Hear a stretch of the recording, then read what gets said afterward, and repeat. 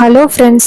இந்த கதையில ஜூலை 1 கார்த்திக் கதையில் அடுத்து என்ன நடக்க போகுது அப்படிங்கிறதுக்கான ஒரு வீடியோவை பார்க்க போறோம். அதுக்கு முன்னாடி இந்த வீடியோவுக்கு லைக் பண்ணிக்கோங்க, நம்ம சேனலை சப்ஸ்கிரைப் பண்ணிக்கோங்க. உங்களோட ஒவ்வொரு லைக்கும் தாங்க அடுத்து நாங்கள் வீடியோ போடுறதுக்கு ரொம்ப பெரிய மோட்டிவேஷனா இருக்கும். ஸோ என்ன நடக்குது அப்படின்னா, நம்ம சந்திரா வந்துட்டு சாமுண்டீஸ்வரியை பிடிச்சி அந்த காட்டு வழி பக்கமா கூட்டிட்டு வராங்க. எப்படியாவது கார்த்தி அந்த அபிராமிக்கு இறுதி சடங்கு பண்றத காமிச்சிடலாம் அப்படின்னு நினைச்சு கூட்டிட்டு வராங்க. மயில் வாகனம் அவங்க ரெண்டு பேரையுமே தடுக்கிறதுக்கு பல வகையில போராடிக்கிட்டு இருக்காரு. ஆனா அவங்க ரெண்டு பேரையுமே தடுக்கவே முடியல. மயில் வாகனம் நினைக்கிறாரு, சோ இதுக்கு மேல நம்ம சொல்லாம இருக்கிறது நல்லது கிடையாது, நம்ம போய் மாப்பிள்ளை கிட்ட சொல்லலாம் அப்படின்ட்டு நம்ம மயில் வாகனம் அங்கேருந்து வராரு. வந்துட்டு நேரா கார்த்திகிட்ட, மாப்பிள்ள, அந்த சந்திரா இருக்கால, அவ நம்ம அத்தைய கூட்டிக்கிட்டு இங்க வந்துகிட்டு இருக்காங்க. நீங்க அம்மாவுக்கு இறுதி சடங்க பண்றத அவங்க கிட்ட நேரடியா காமிக்கிறதுக்கு. இதை கேட்டதும் பரமேஸ்வரியும் ராஜராஜாவும் அதிர்ச்சி ஆகுறாங்க. ராஜராஜா சொல்றாரு, இந்த சந்திராவுக்கு கொஞ்சம் கூட மனசாட்சியே இல்ல. மாப்பிள்ள விடுங்க மாப்பிள்ள, இதுக்கு மேலயும் நம்ம உண்மையை மறைச்சு என்ன பண்ண போறோம்? வரட்டும், அவளா நானு பாத்துக்கிறேன். அப்ப மயில் வாங்கணும் சொல்றாரு, மாமா, இத்தனை நாளும் இதுக்காகவா நம்ம உண்மையை மறைச்சுக்கிட்டு இருந்தோம்? இங்க பாருங்க, அம்மா இருக்கும் பொழுது இந்த குடும்பம் எப்படியாவது ஒண்ணு சேரணும் அப்படின்னு சொல்லி கார்த்திகிட்ட சத்தியம் வாங்கி இறந்திருக்காங்க. சோ இந்த குடும்பத்தை ஒண்ணு சேர்க்கறது நம்மளோட கடமை. அதனால நீங்க தயவு செஞ்சு கொஞ்சம் அமைதியா இருங்க அப்படின்னு சொல்ல பரமேஸ்வரி சொல்றாங்க, ஆமா, மயில் வாகனம் சொல்றதும் சரிதான். இந்த குடும்பத்தை ஒண்ணு சேர்க்கணும் அப்படிங்கிற ஒரு நினைப்புலதான் என் பொண்ணு இறந்திருக்கா. அவளோட அந்த ஆசைய நிறைவேற்றியே ஆகணும். ஐயா கார்த்தி, இப்போதைக்கு போய் ஒளிஞ்சுக்கப்பா அப்படின்னு. அப்ப ராஜா அங்கேருந்து வராரு.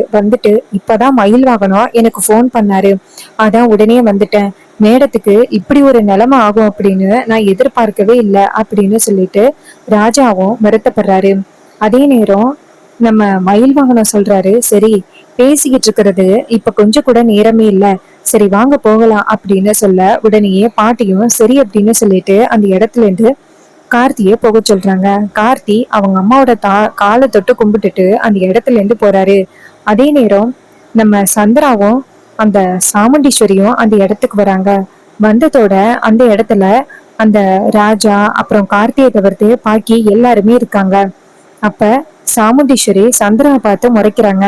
அப்ப சந்திரா சொல்றாங்க, அக்கா, நம்ம வர்றோம்னு தெரிஞ்சுக்கிட்டு அவன் தப்பிச்சு போயிருப்பான். சாமுண்டீஸ்வரி கோவமா சந்திராவை பார்த்து, உன்னை நம்பி நான் இவ்வளவு தூரம் வந்த பாரு, என்ன சொல்லணுண்டி அப்படின்னு சொல்லிட்டு நேரா வீட்டுக்கு கிளம்புறாங்க. அப்ப மயில் வாகனம் ராஜராஜா அந்த இடத்துக்கு வராங்க. ராஜராஜா நேரா சந்திராவை பார்த்து, சந்திரா, நீ இப்படி இறக்கமில்லாதவளா இப்படி நடந்துப்ப அப்படின்னு நான் கொஞ்சம் கூட எதிர்பார்க்கவே இல்லை. உனக்கு அப்படி உன் அக்கா என்ன குறை வச்சா? நீ நல்லா இருக்கணும் அப்படிங்கறதுக்காக என்னெல்லாம் பண்ணிருக்கா? கடைசியில அவளுக்கு போய் நீ இப்படி ஒரு துரோகத்தை பண்ண பாக்குற? அவ கூடவே இருந்துட்டு அவளுக்கு எவ்வளவு பெரிய பிரச்சனைகளை உண்டாக்க பாக்குற? போ அப்படின்னு சொல்லிட்டு அந்த இடத்துல இருந்து போறாங்க. அப்ப நம்ம சந்திரா நினைக்கிறாங்க, இவங்க எல்லாருக்குமே அவன் தான் அந்த ராஜ சேதுபதியோட பேரன் அப்படிங்கிறது தெரியுமா? இவங்க எல்லாரும் உதவி பண்றதுனாலதான் நம்மளால உண்மையை சீக்கிரம் அக்கா கிட்ட நிரூபிக்க முடியல. எத்தனை நாள் இவன் தப்பிக்கிறான் அப்படிங்கிறத நானும் பாத்துறேன் அப்படின்ட்டு சந்திரா கோவமா அந்த இடத்துல இருந்து கார்ல ஏறுறாங்க. சாமுண்டீஸ்வரி சந்திராவை பார்த்து, நீ வீட்டுக்கு வா, அப்புறம் இருக்கு அப்படின்ட்டு போறாங்க.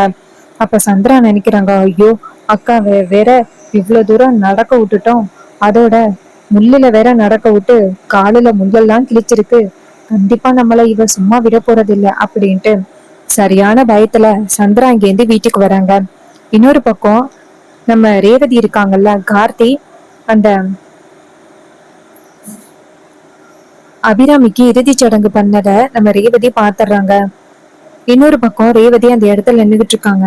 அப்ப இன்னொரு பக்கம் நம்ம பரமேஸ்வரி, கார்த்தி, ராஜராஜா, மயில் வாகனம் 4 பேரும் நிக்கிறாங்க.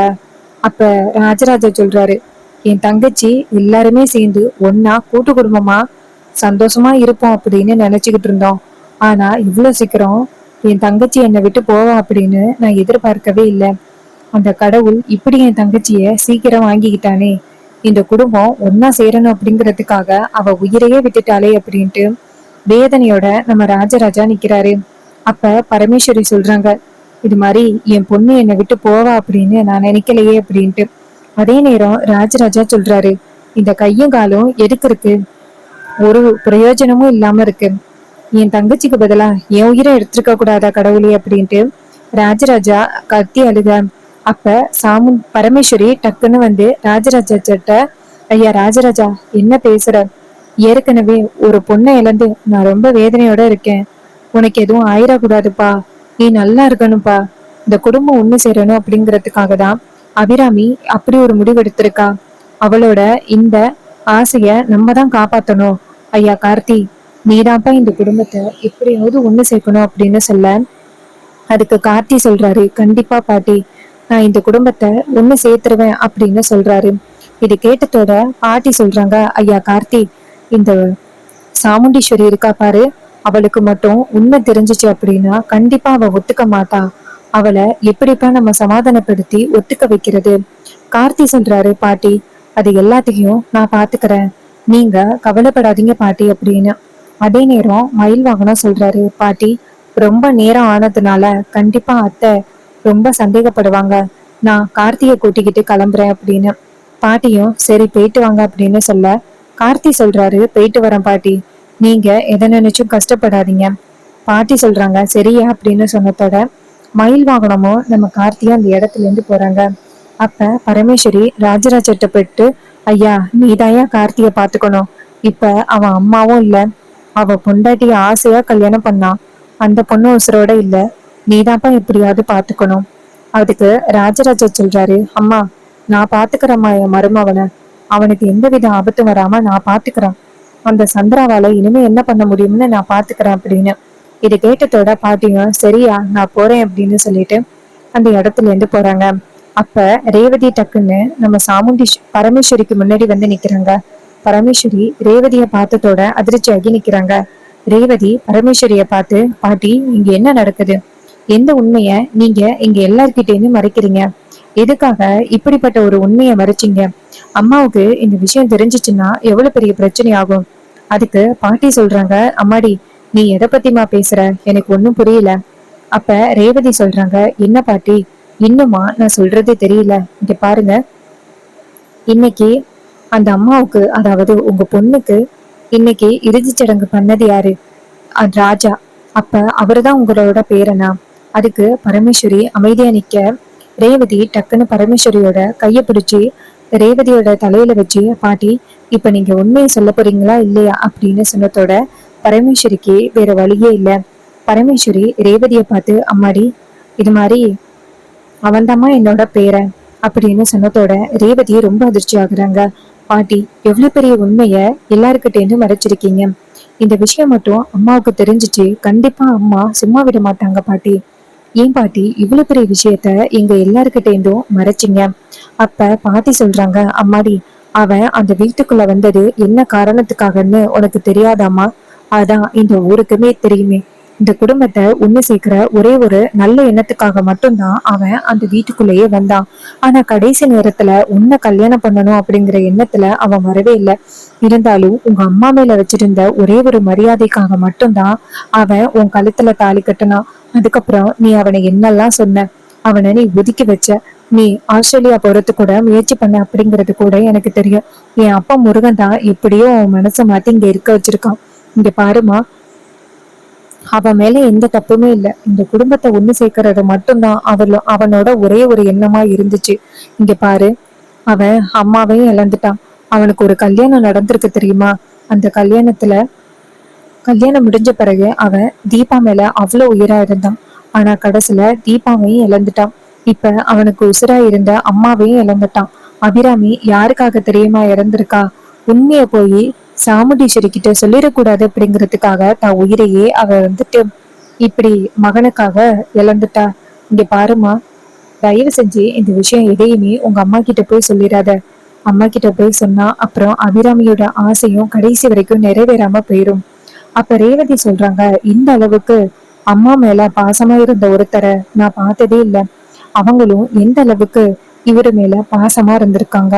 ஆனா நான் இத்தனை நாளும் இவரை போய் நான் புரிஞ்சுக்காம இருந்துட்டேனே.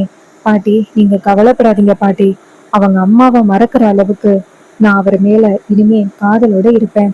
நான் என்னைக்குமே அவரை வெறுத்து பேச மாட்டேன்.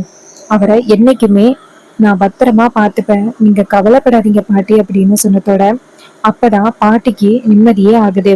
அப்ப பாட்டி சொல்றாங்க, அம்மாடி நான் இத இப்ப உடனேயே கார்த்திகிட்ட சொல்றேன்.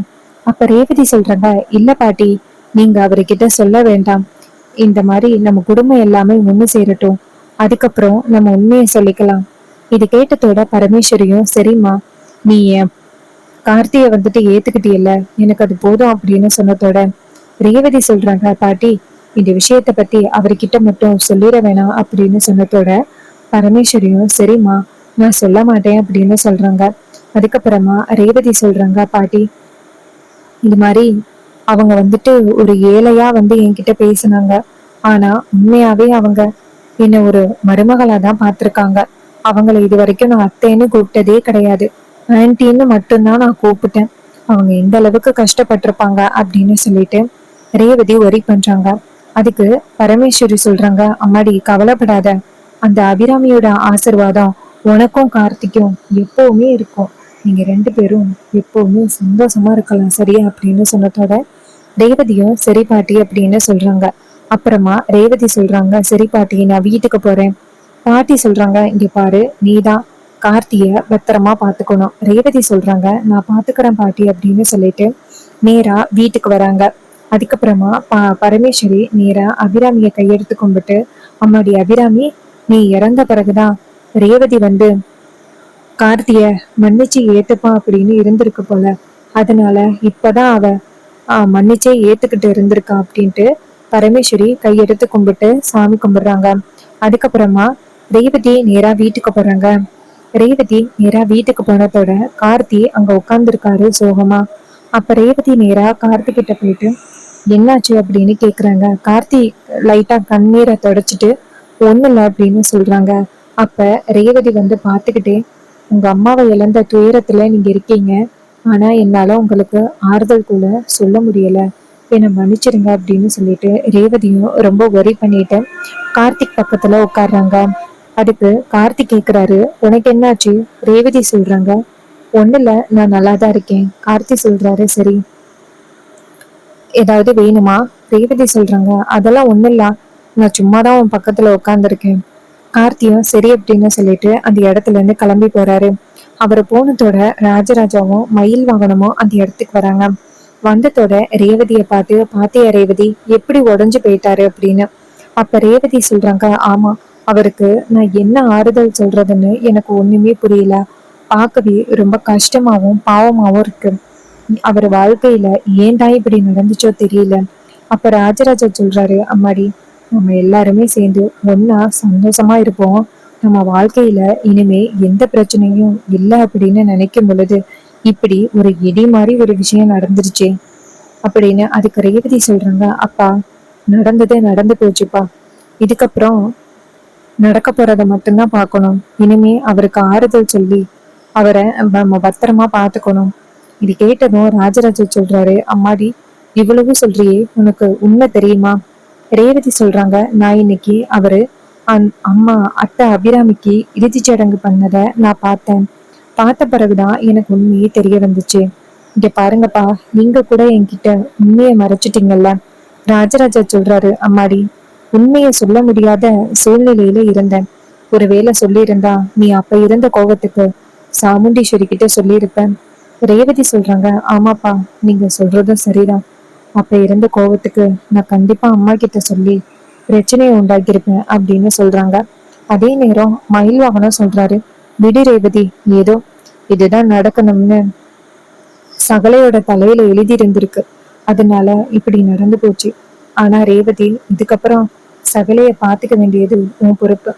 ரேவதி சொல்றாங்க, நான் பாத்துக்கிறேன் அப்படின்னு சொல்லிட்டு போறாங்க. இன்னொரு பக்கம் சாமுண்டீஸ்வரி வீட்டுல உட்காந்துருக்காங்க. அதே நேரம் சந்திரா இங்கேருந்து வந்துட்டு, அக்கா என்னக்கா ஒரே யோசனையா இருக்க? சாமுண்டீஸ்வரி சொல்றாங்க, இல்ல சந்திரா, ஊர் மக்கள் எல்லாருமே அந்த பரமேஸ்வரியோட அந்த துக்கத்துல கலந்துக்கல அப்படின்னு பேச ஆரம்பிச்சுட்டாங்க.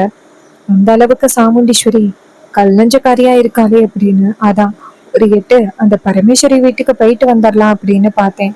அதுக்கு சந்திரா நினைக்கிறாங்க, ஐயோ இவ போனா அவ்வளவுதான், அதுக்கப்புறம் இந்த சாமுண்டீஸ்வரி கொஞ்சம் கொஞ்சமா அந்த ராஜ சேதுபதியோட குடும்பத்து கூட ஒண்ணு சேர்ந்துக்கிட்டா நம்மளால அவளை ஒண்ணும் பண்ண முடியாதே. இக்காரணம் முன்னிட்டும் அவளை அந்த வீட்டுக்கு நம்ம போக விட்டுறக்கூடாது அப்படின்னு அந்த சந்திரா நினைக்கிறாங்க. அதே நேரம் நம்ம சாமுண்டீஸ்வரி கேக்குறாங்க, என்ன சந்திரா, நான் கேட்டதுக்கு பதில காணும். அப்ப சந்திரா சொல்றாங்க, இல்லக்கா, நான் என்ன சொல்றேன்னா, அம்மா இறந்ததுக்கு காரணமே அந்த குடும்பத்துல உள்ளவங்க தான்.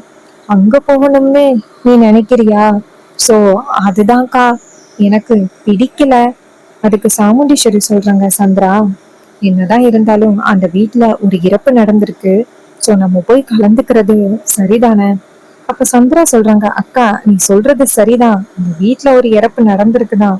ஆனா நம்ம வீட்லயும் நம்ம அம்மாவையும் தங்கச்சியையும் பறி கொடுத்தமே, அப்ப நமக்கு யாருக்கா ஆறுதலுக்கு வந்தா? எல்லாருமே கண்டுக்காம தானக்கா இருந்தாங்க.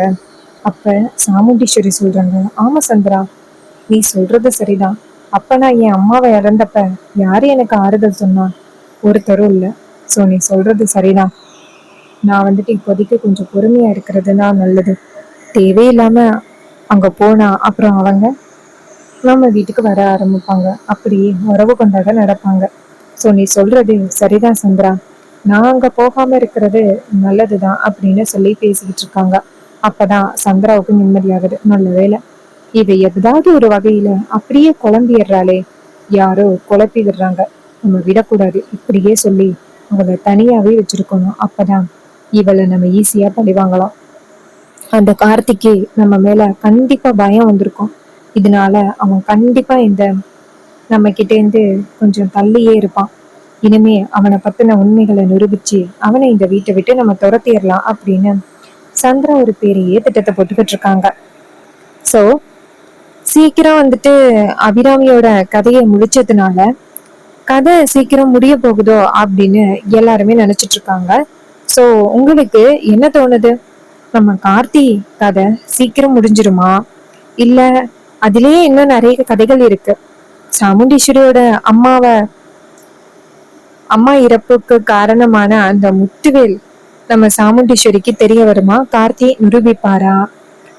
அது நிரூபிச்சு இந்த குடும்பத்தை ஒண்ணு சேர்த்து கோவில் கும்பாபிஷேகத்தை நடத்துவாங்களா? கோவில் கும்பாபிஷேகத்தை கண்டிப்பா நடத்தும் பொழுது சீரியல் முடியறதுக்கு நிறையவே சான்சஸ் இருக்கு. ஸோ நம்ம அப்கமிங் எபிசோட்ல ரேவதி கார்த்தியோட காதலை கண்டிப்பா எக்ஸ்பெக்ட் பண்ணலாம். ஸோ இதே மாதிரி இன்னுமே அப்டேட்ஸ் நம்ம சேனல்ல நீங்க தொடர்ந்து பார்க்கணும் அப்படின்னா மறக்காம நம்ம சேனலை சப்ஸ்கிரைப் பண்ணிக்கோங்க. பக்கத்துல உள்ள பெல் ஐகானை கிளிக் பண்ணி ஆல்னு செட் பண்ணிக்கோங்க. அப்பதாங்க அடுத்தடுத்து வீடியோஸ் போடும் பொழுது நோட்டிஃபிகேஷன் வரும்.